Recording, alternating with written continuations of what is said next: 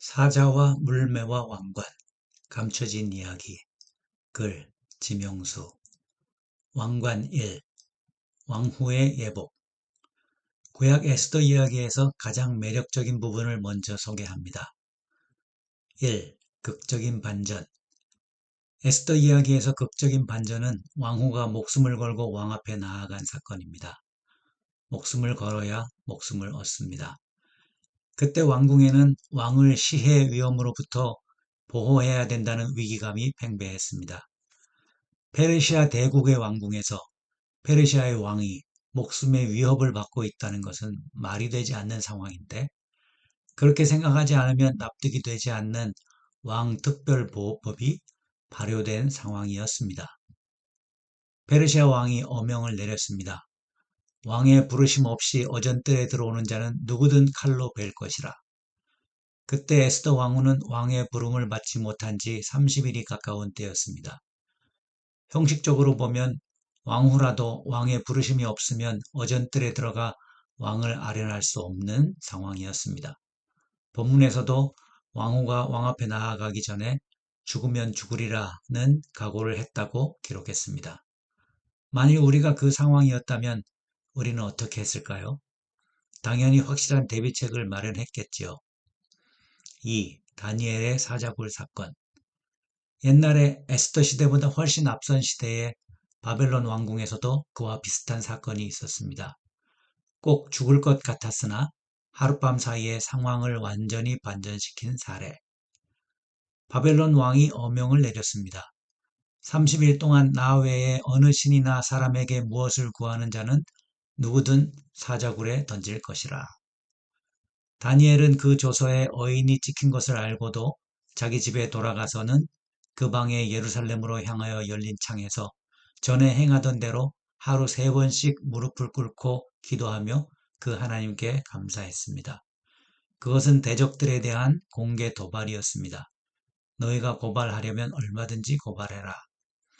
그리고 그 결과는 우리가 아는 것처럼 다니엘이 사자굴에 던져진 다음날 새벽에 무탈하게 살아있는 그를 굴에서 끌어올린 왕이 다니엘을 참소한 자들, 즉 왕을 능멸한 자들을 다 잡아 사자굴에 던져 죽였습니다.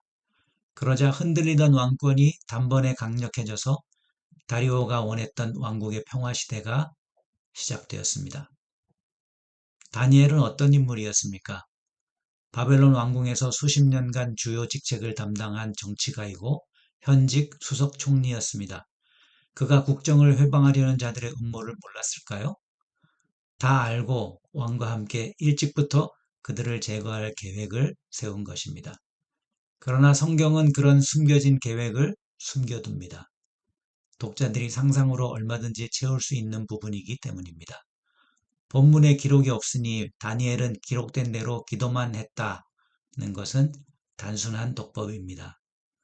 한 가지 팁을 더 드리면 왕 외에 아무에게도 무엇이든 구하지 말라는 금령 조서에 따라 처형장을 조성할 때 그 업무를 맡은 최고 책임자는 누구였을까요? 물론 수석 총리가 아니었을까요? 대적들은 다니엘을 사자굴에 던져놓고 그가 자신이 만든 처형장에 빠졌다고 놀려대었지만 제국의 기본 정책에 맞지 않는 특별법을 억지로 제청하는 자들의 불의한 속셈을 다리오 왕과 다니엘이 몰랐을 리 없습니다. 3. 왕후의 예복. 에스더 이야기로 돌아와 봅시다. 에스더가 왕 앞에 나아갈 때는 어땠을까요? 페르시아 제국의 왕후가 죽을 수도 있는 자리에 나아가는데 아무런 대비가 없었을까요?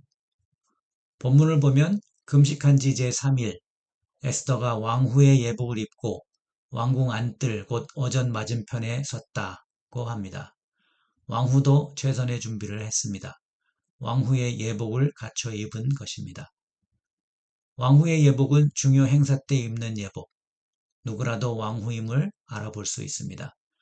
아무리 엄중한 명이라도 어떤 어전 시위가 왕후의 예복을 입고 심히 사랑스러운 모습으로 어전 앞에 선 왕후에게 칼을 휘두를 생각을 했겠습니까? 왕후를 암살자라고 상상하는 것 자체가 반역입니다. 또 희한하게도 왕후가 왕에게 나아온 그때 특별보호법의 제안자 하만 총리는 그 자리에 없었습니다. 누가 그를 미리 불러내었는지 어쨌는지 모르지만 여하튼 하만은 그 자리에 없었습니다. 그래서 왕후가 왕에게 소원을 아뢰 수 있었습니다. 에스더 왕후가 된 지 4년 3개월쯤 된 때였습니다.